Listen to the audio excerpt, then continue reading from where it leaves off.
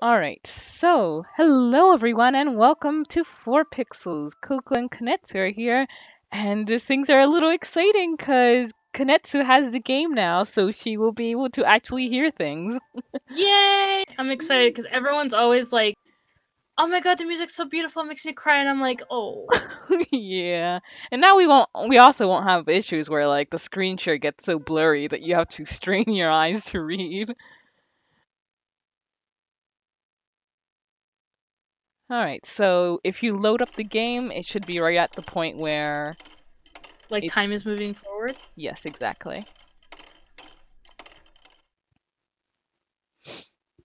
Oof, God, nearly 200 years. And it's going to be more of solitude.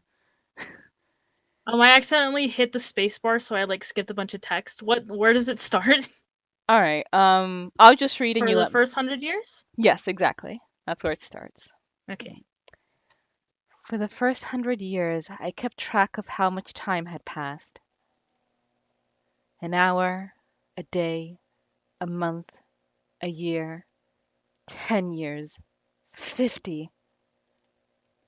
But once it had surpassed a person's average lifespan, the count had started driving me mad, and so I stopped. My sense of time began to numb. Actually, I should ask, since you got the snowstorm that like kept you from even being able to watch the stream, were you able to watch the VOD or did you not have time? Yeah, I watched it this morning. Okay. My sense of time began to numb. In place of sleep, I spent my days in a trance-like state. Doing so, I was less aware of the passage of time, which made it a little easier to bear. Suspended in this bubble of time, my mind went out to you.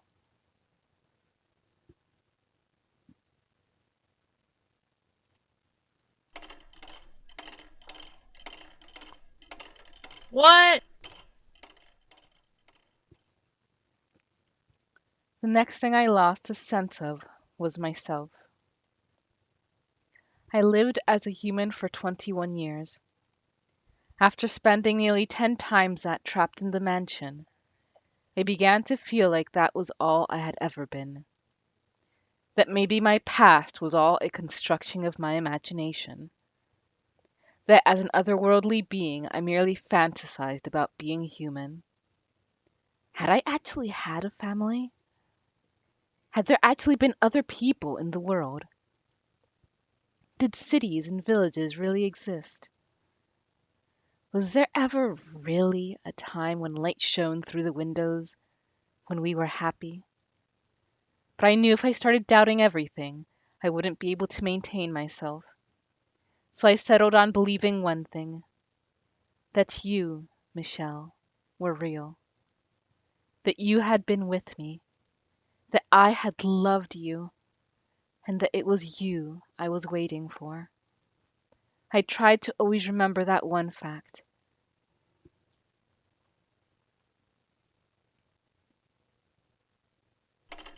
It's like Wow. giving me an existential crisis. My characteristic energy and cheer were disappearing. It probably would have disappeared from me after the first year. Oh god, yeah.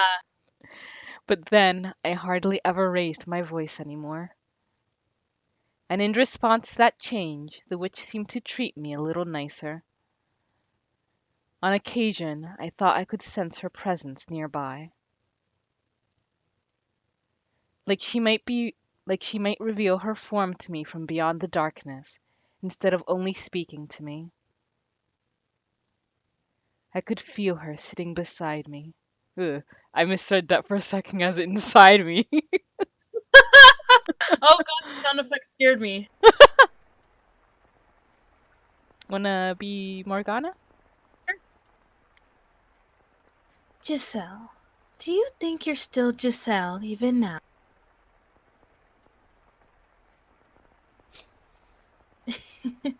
I suppose it doesn't matter either way. Sometimes I think love and wow, fanaticism are two sides of the same coin. What are you implying? No, nothing. I have an idea, though. Why don't we make you some new clothes, my dear? The loom should still work, thanks to your keeping everything in order. That outfit's an artifact of an age long past by now. You know how long it's been. Vaguely, but yes. As we speak, time still marches onward. Not too quickly and not too slowly, but at the same pace as you're breathing. Now, on your feet, Giselle. We have plenty of time, so let's make you the perfect maid's outfit. And if we don't have enough materials, we can make more thread from the sheets or curtains. How exciting.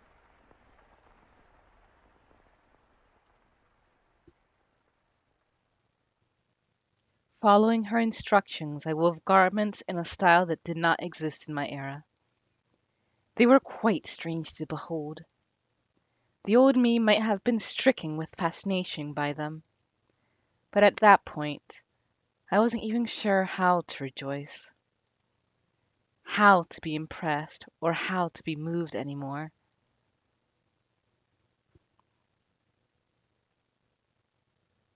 Oh,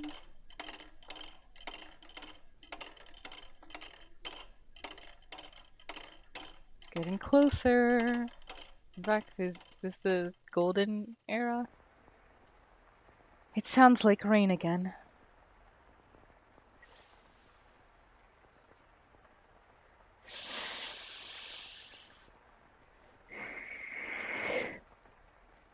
What year is it? Oh, it doesn't matter what year it is. It doesn't matter where it is. As long as you're there, it can be any time, anywhere. Where are you, Michelle? What are you doing?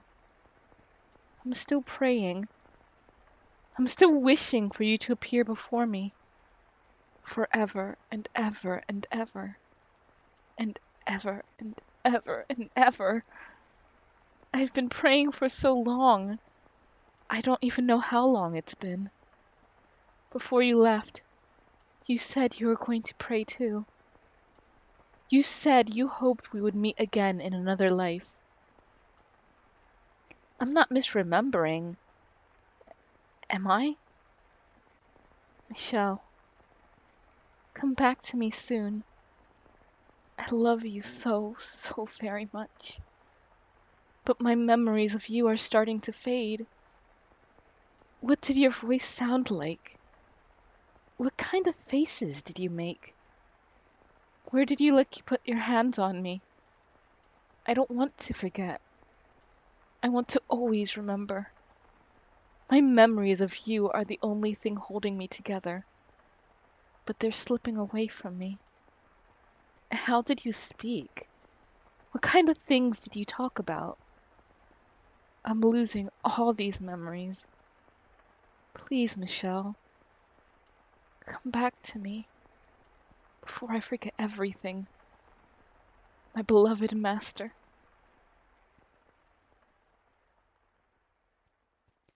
The thought crossed my mind that maybe Morgana's guarantee that you would be reconstructed was just a lie to trick me into staying here. But I quickly discarded it, because if she had been lying, it would strip all meaning from my very existence. It would take from me my purpose of being here, so I didn't want to accept that possibility. I had no choice but to persevere in my belief that you would return. I had always thought I would be all right, that my faith would never waver. I still believed in myself. But you can be the happiest, most optimistic, resolute person in the world, and you will still break eventually. And I was at the point where even the slightest tap would shatter me into fragments. Ugh, yeah, yeah. The fact that she still remembers that much after so long is very impressive. I mean, that's technically her last memory, though, right? That's, yeah, I guess. I mean, Like, nothing happened after that in her life. yeah. Several hundred years after I was enslaved within the mansion, something changed for the very first time. Sunlight, which I had not seen in all that time, shone in from outside. Oh, the music is good! At first, I did not believe it was real. I thought it was a hallucination born of my inner desires, and I thought I must have completely lost it for my fantasies to have escaped my mind. But it didn't matter if it was an illusion. The gentle breeze blowing in through the window felt wonderful. I would break down crying after all that time feeling that. Then, like, what, 500 years? I think it was, Almost. yeah, like 500 to 700 years around. The smell of grass, the chirping of birds, the glistening blue sky. It was like 1,000 memories rushing back all at once, and it brought tears to my eyes.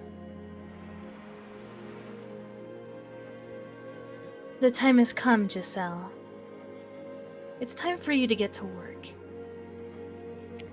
And as she always did, the witch's voice crushed my elation, dragging me back to reality. Reveling in the sight of the outside was the last thing I should have been doing. For it was that moment that began my true decline. Work? What kind of work? Have you already forgotten? Oh, good heavens. Do you have your head on straight, my dear? As I said, I need you to watch over the house and show your utmost hospitality to those who show up. Is someone... This is merely an appetizer. It looks like someone's here. Hold on! I have no idea what I'm supposed to do. Do the same thing you have been doing. Be a maid. Convince the house's guests that this is a wonderful place. Make them enjoy their stay. Now go on. I'm quite looking forward to this.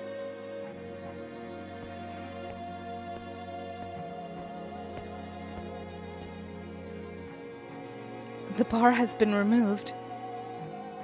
But with the door open...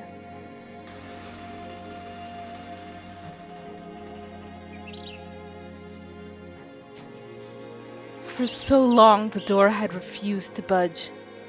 For so long light had forsaken these halls. For so long there had been no trace of life. And now all of that had been turned on its head. I felt like I had stepped into heaven on earth. I know it sounds melodramatic, so please don't laugh.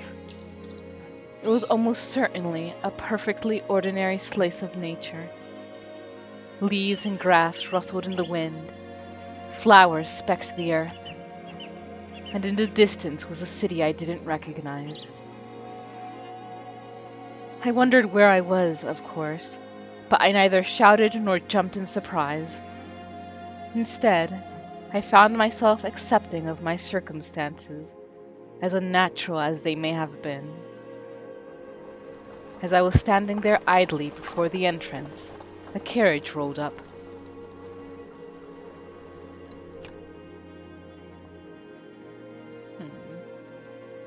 Egad, could this road be any bloody worse? It's in dire need of paving on top of everything else. And who might you be, young lady? That outfit. He's speaking a different language. The middle-aged man approached me. From his attire and the way he held himself, he appeared to be upper class. However, the words coming out of his mouth were not in the language I had grown up speaking.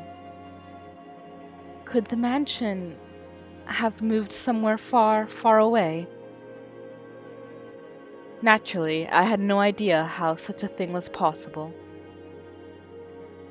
And the longer I stood there staring at him absent-mindedly, the more incredulous he became. My immediate mission was to overcome the language barrier. Fortunately, I suppose, I was able to understand bits and pieces of what he had said. As merchants in the capital, my family did business with people from other countries, and as a result, I had learned a handful of words.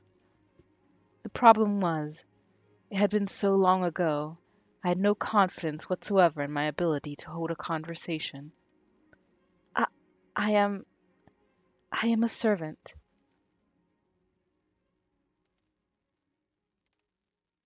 Servant. Can't say I remember asking for a lady servant, but I suppose these things do happen. Doesn't matter who they sent. Who are you? You weren't informed. Bloody hell. Off to a great start, I see. Well, what can you do, I guess? Name's Hayden Rhodes. Oh, Rhodes! Rhodes. This is either, like, Their dad? I think this must be the grandfather who first purchased the mansion? Or I Oh, don't remember right! who it was that first purchased the mansion, but it was like a grandfather or a great-grandfather. Just a retired old man. Or maybe it is the dad, who knows? Oh, it's their grandpa. Oh, okay. As I'm sure you have already guessed, this man was the Rhodes siblings' grandfather. He was also the first person I served under as the maid.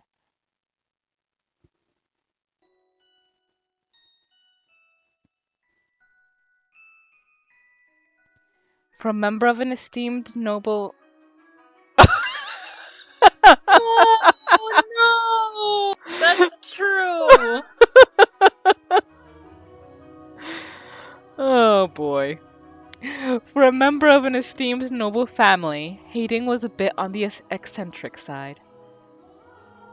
He only hired a handful of servants, claiming he was not fond of clamor.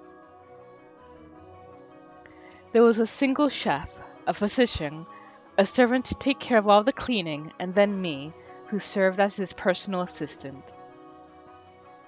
Whenever he got the chance, Hayden would chase me down and make me practice proper etiquette. According to him, I had much to learn.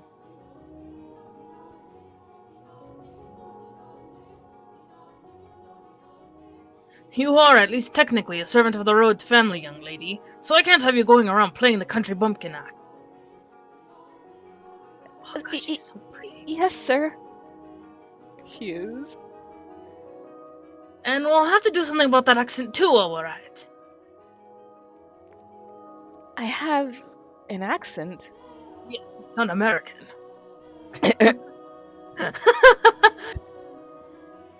Thicker than bloody molasses. Now, I have no interest in sticking my nose into your business, asking where you hail from. But while you're here, you must act the part, young lady. Lucky for you, I'm retired and have all the time in the world. I'll teach you everything you need to know about proper etiquette. All right. Speak up, will ya? Yes, sir.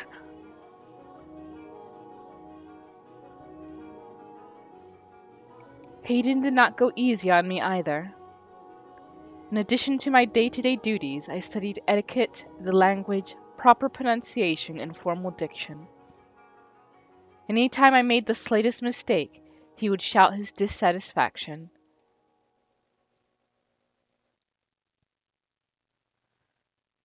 Listen carefully. A servant is the face of a house. A servant's gaff is her master's. Is it gaff or gaffy? I Gaff. no idea. Let's go with gaff. Gafy. Gaff. Always keep this in mind. You're not just a maid. You must always act with elegance and grace. You must always maintain your composure, even if the house is falling down around you. Whatever happens, you deal with it quickly and quietly. Goof. Goof? Gorsh? Max?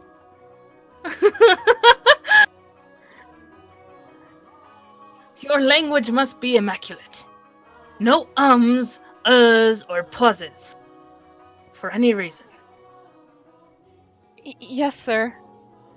That would be a terrible No servant. stammering either. Huh?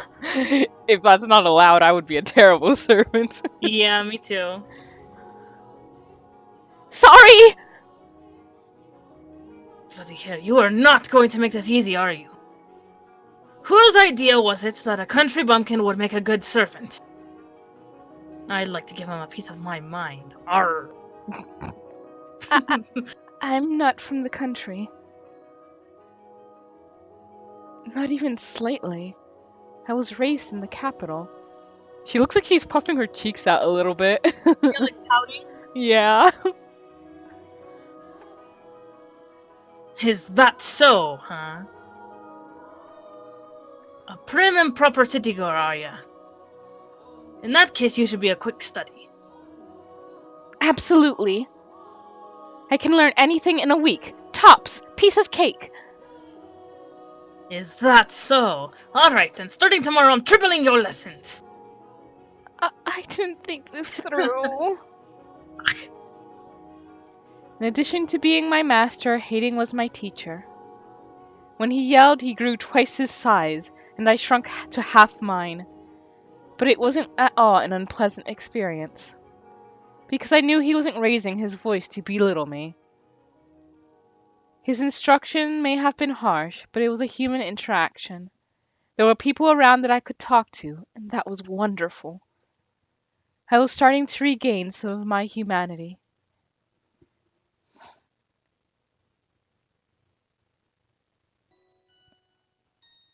Unlike me, you've still got a long life ahead of you, young lady. But mine's gonna end much better! She's probably like, I don't know what kind of life you've lived, but I can't imagine it's been all that easy. Not many servant girls your age go without a home to go back to. Which is why you need to learn this. Once you've got all the rules and customs down, you'll be able to hold your own at any noble's estate. You shouldn't have any trouble keeping yourself employed. I'm sure you think I'm just a loud, obnoxious old man, but I believe we met for a reason, so I hope you'll stick with me. I think it's probably just because she actually has, maybe proper bra now. I mean, she had a lot of time to make her own. I, don't think about you like that at all, Master. You're a remarkable man.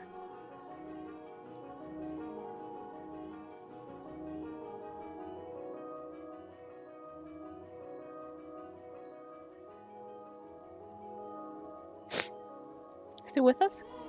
Oh, oops, I hit the wrong button. Caps lock. Oops. One more time. I deeply appreciate your generous consideration, Master, from the bottom of my heart. Aye. Or A. Hey. God, the music is so pretty! I know. I'm so glad you can hear it. I didn't know much about Hayden's situation, why he had retired to this mansion all alone, away from the rest of his family. But any time I asked about them, he would say, It happens sometimes. with a melancholic frown. And give me a sec, I just heard a noise upstairs. I want to make sure that no one's falling or something. Oh, okay.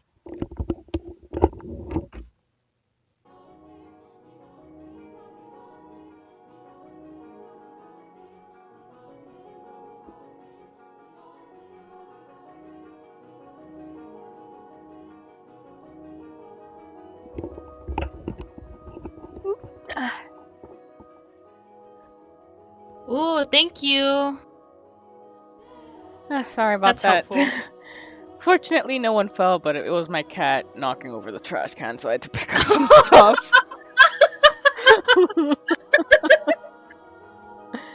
That's a strong cat. Yeah. Yeah. She's now going on, she's 15, and she's like, she hasn't aged a day. Aww. She's so strong. Yes. Before long, 2 years had passed. By that point, my etiquette had improved enough to satisfy his high standards.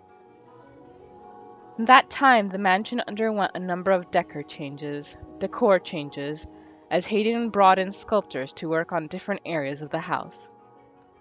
He also sealed off rooms that were not in use, such as the observation tower and the chapel. It was a sad thing, seeing areas with so many memories for me falling into disuse. But as a mere servant, I had no say in the matter. In addition, Hayden seemed to greatly enjoy renovating the house, so I watched him warmly. The furniture was all gradually replaced, gorgeous paintings hung on the walls, colorfully patterned curtains installed,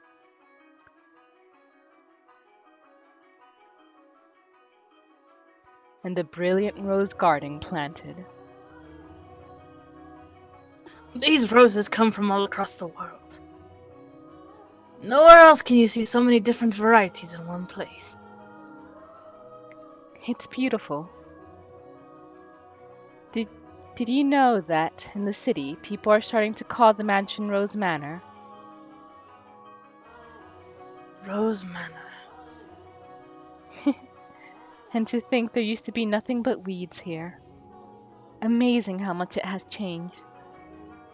I never thought I would see this garden turned into something so beautiful. Are you fond of roses, young lady? Yes, red ones especially. Red roses mean a great deal to me. They remind me of a time long past. There is my mic button. I don't know the A buttons. But hello everyone. Welcome to the stream. Welcome to my first stream in a long time. I've attempted some streams and yeah, I'm here. I've never played Persona 3, but it's like really popular. And I played 4. I played most of 4. I don't know how I got through 4, but I did. And I never finished it, but I played Persona 5 and I really loved it. And so now we're here. I know nothing about this. I just know, like, they shoot themselves in the head to, like, summon their personas. And that's about it. What's the A button? There we go. Welcome to the world of P3P. In this game, you can select the gender of the main character. The course of the game will change based on the main character's gender. By choosing a male main character, you'll be able to play a version very close to the original P3. What was the original Persona 3 on the PlayStation 2, or was that like PSP only? This is recommended for new players who have yet to experience P3. Yeah. The female main character added to this game is not just for female players. Oh, thank you. She is also for veterans of P3 and P3 FES who want a new perspective.